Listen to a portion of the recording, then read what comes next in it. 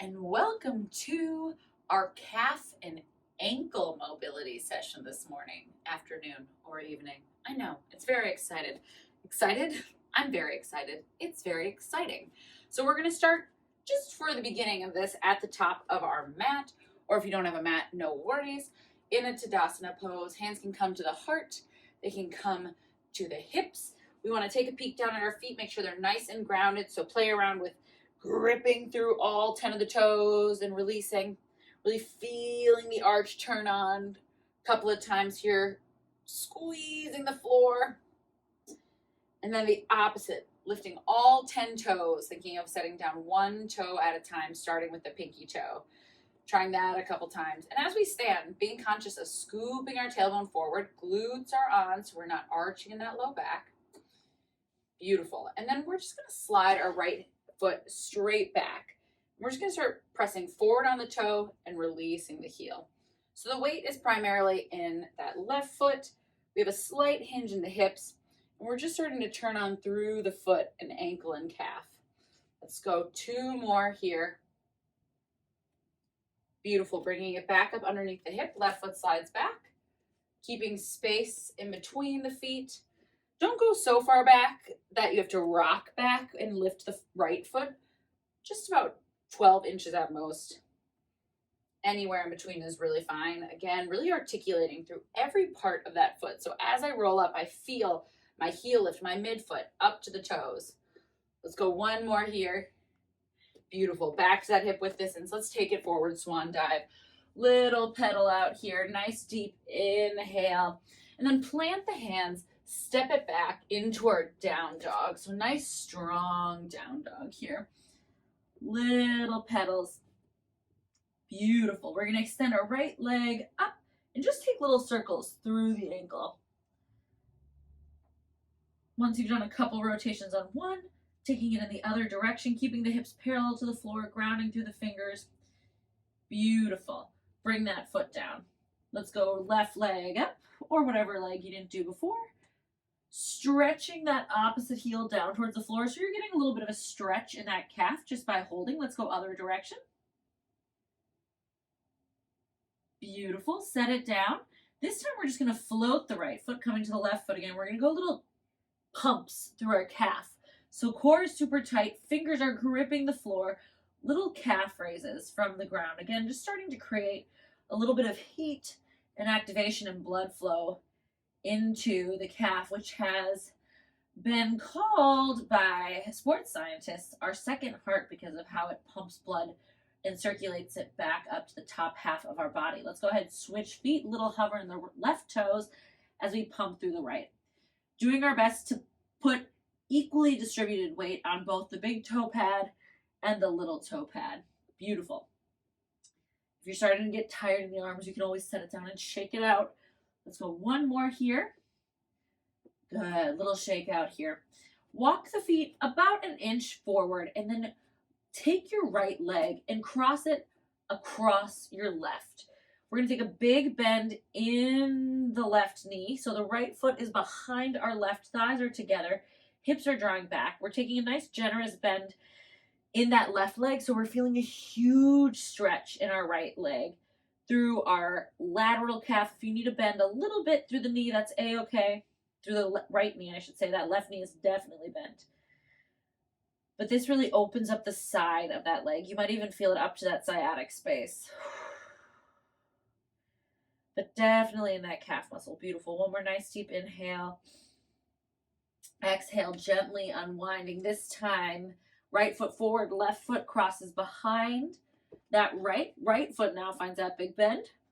And as always, if you can't reach your heels in this position, so down dog, we don't care if we can't reach our heels down, but walk your hands back if you're having trouble with the heels dropping all the way to the floor, just so that you can really activate through that supporting leg. You want that right heel to be able to ground down so that you're staying safe in those knee joints. This really should just be a big stretch, as we talked about on the other side, through that lateral calf. Beautiful. Let's go 1 more nice deep breath here.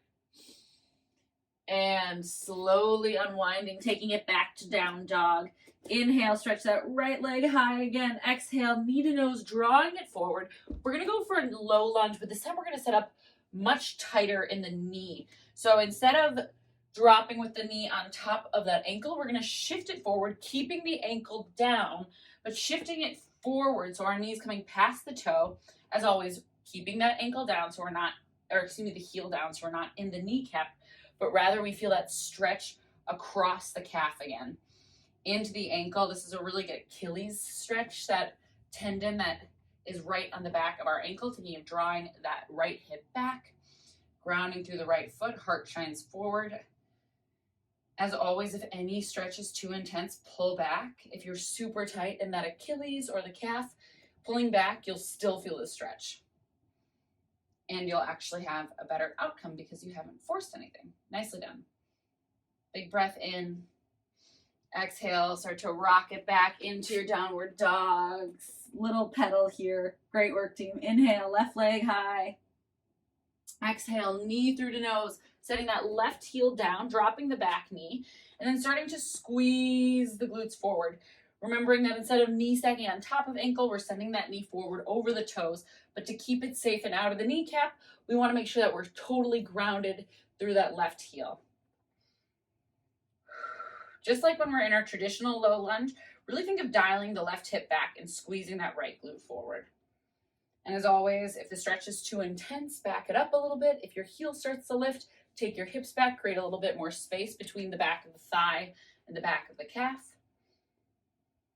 Good, team. Keep turning onto that core so we're not in the low back. One more nice deep breath here. Beautiful. Plant the hands, send it back.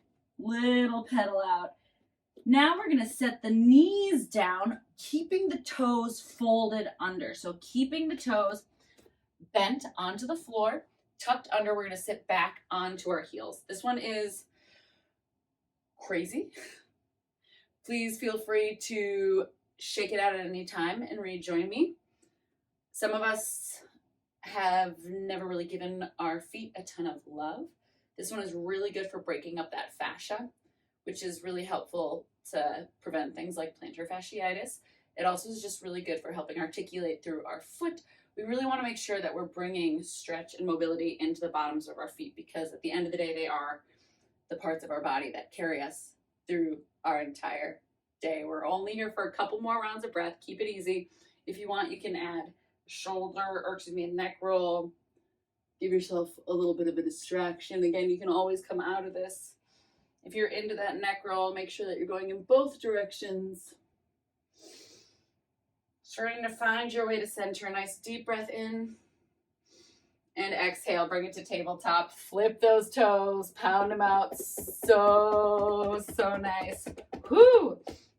And now with the toes flipped, so the tops of the feet down, we're going to sit back into that kneeling if it feels okay on your body. If you need, you can always grab a pillow and set it underneath your hip so you have a little bit of a raise, or you can skip this altogether if it doesn't feel great for whatever reason.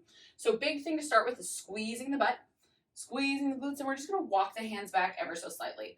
I like to lift my hips here and squeeze my butt and set them back down, so I have a little bit more of an angle here.